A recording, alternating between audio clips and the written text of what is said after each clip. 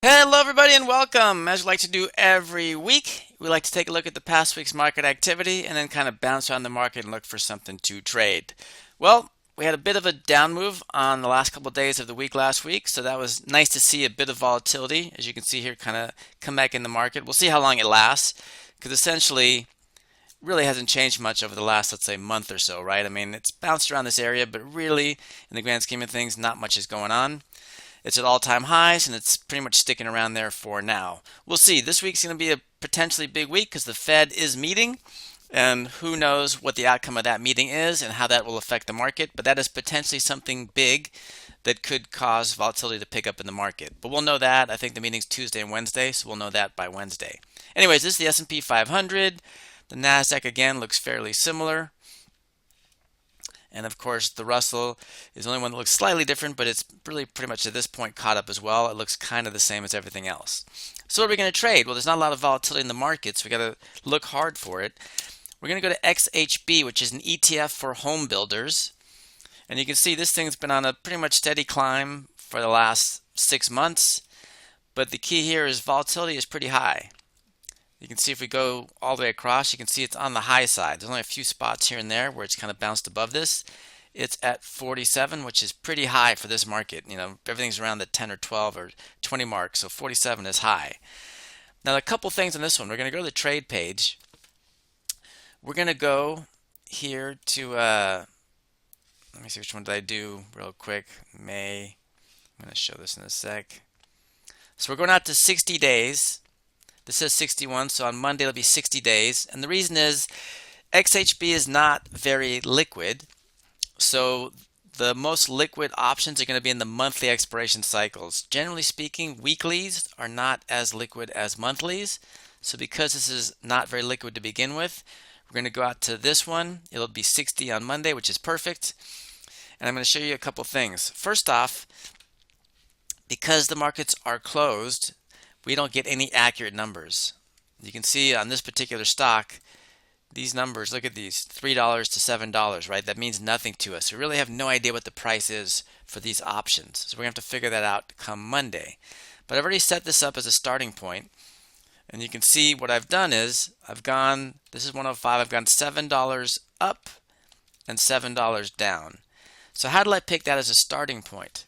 Well, on this platform, if you go over here, here's the option cycle. But if you go like way over to this side, you'll see over here, this thing, it says plus or minus 9. What does that mean? Well, that's saying that the market is expecting the stock to move up or down $9 over those 60 days. Remember, that's the range. Obviously, it's not going to, it could close outside that range, it could close well inside that range, but the market is expecting it to move up or down $9. But again, the markets are closed, so this number isn't accurate either. So all I'm doing is starting at roughly what I think the real number might be, which is around 7 or 8. So I'm just going to start at 7 and go from there. But that's how I kind of got the range. It's telling me 9. I know the market's closed, and you can see these numbers are way off. So the numbers are all off everywhere. So I'm just going to say really this is probably around a 7-ish kind of number. Purely a guess. We'll find out more on Monday.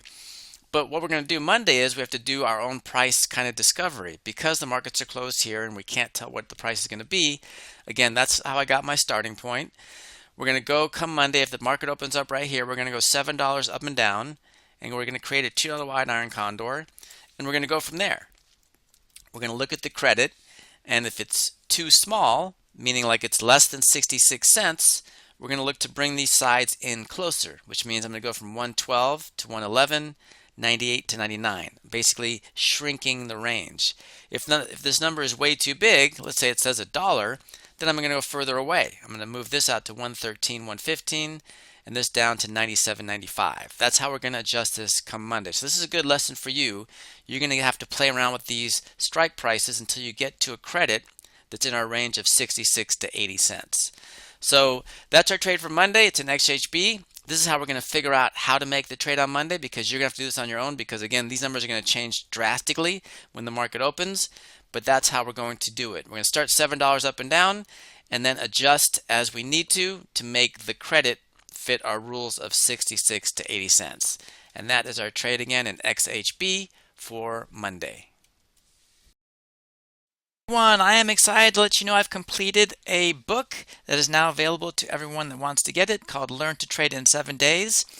This is a book that will take you from absolute ground zero, as far as knowing absolutely nothing about options, all the way to trading them. Now, I'm so intent on getting this book to you because I really believe it is such a valuable resource for anybody and everybody that I'm going to offer an incredible deal on this, so stick with me on this. But before we get there, I want to show you what the book entails. The book is broken down into 7 days. Day one being, what is an option? You'll learn everything about options themselves. We'll compare stocks versus options. Then we'll get into basic option strategies like the vertical.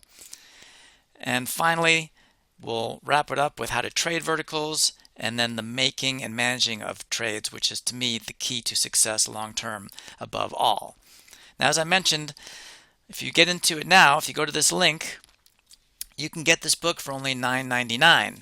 And I know that may not appeal to a lot of people because a lot of people aren't into books, but I'm so intent on getting you this book because I really believe it is such a valuable resource to anybody and everybody that I'll also throw in any one of my courses right here available on Udemy right now.